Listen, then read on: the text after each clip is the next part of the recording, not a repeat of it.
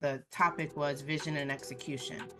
And it surprised me how many people didn't know how to dream out loud. They didn't realize, I'm going to say this, money should never be a motivating factor for anything. Because if you chase money, you may catch up to it. You may get it for a little bit. But if your only reason for doing something is motivated by money, it won't last. It will not last.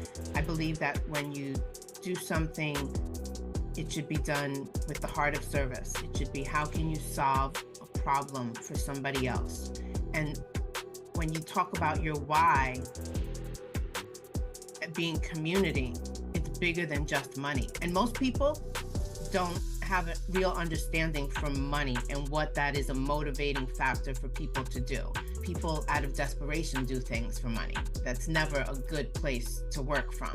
When you talk about money, I talk about never do something for money, because it's really easy to walk away from something that you've never had. And most people haven't had that endless bank account. And so when life gets hard, because it always does inevitably, distractions come in and other things take your discipline in different directions, that money being the factor, it's easy to walk away from whatever it is that you're doing. But when it's more than just money, you feel a sense of accountability. You feel a sense of responsibility, that it's no longer just about a singular thing being money. For you, community, impact, being of service, same things that align for me. I think that when you think about distraction and discipline, where it is that you want to go with your life, what is it that your purpose and your path are leading you to, you need just as much discipline and distraction in order to arrive there.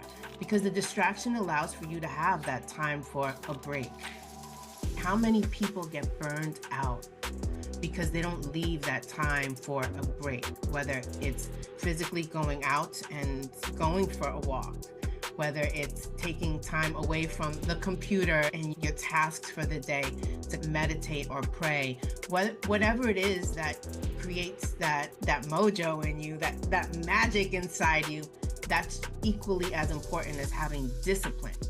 But I think that people don't see how they work hand in hand. You can't be either or. You can't live a life filled with distraction and expect to live a life of purpose. And you can't also live a life of pure discipline, because where is the joy? Where is the joy? What? You gotta plan your distractions too. Yes, yes. But it's interesting when you think about it, because you say you're a calendar person. And do you plan on your calendar moments for distraction? Moments where you can wander. You can just wander off. And I like wandering. This is something that I used to do a lot when I was like living in Colorado. I used to get off in the woods and just wander away. Just take off. No plan. Just me in the woods by myself, just walking. And it creates a lot of stuff in my head. Like I get to really like peel back things in my mind while I'm walking and just strolling in the woods. And it helps me a lot. So I'm like, all right, where you going? I'm just going by myself in the woods. There's going to be a bear in there. Me and it's going to be me and the bear. But it doesn't matter. I don't get scared of going off by myself, wander off somewhere. But it helps me with clear my mind a lot. So sometimes I think planned distractions are good. I'm planning to be distracted for the next 2 hours. People like you, people like me, people that have things that they want to achieve in their life, we don't always leave room for those unexpected coffee dates with a friend. We don't always leave room for the unexpected, do you want to grab lunch? We're so focused in that we don't see that those spontaneous things that bring us joy will also help fuel us to getting to the goals, to getting to the things that we want, because we're well-rounded. When you think about discipline and distraction, how do you build systems within your life, your day, your routine that gives you the structure to be able to understand and appreciate discipline as much as distraction? What if, yes, I want to plan out as much as possible.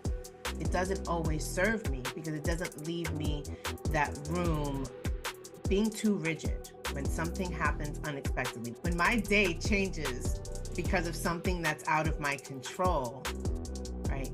how do I respond to it? Emotionally, physically, do I shut down? Some people shut down. Some people shut down. Some people, like, they cannot move forward. They cannot process what's happening. And then what? It's like, okay, you can't sit there and, I say, have the pity party and cry and be like, okay, this wasn't the planned part of the day. My day went to hell. I can't do anything else. No, it's about leaning into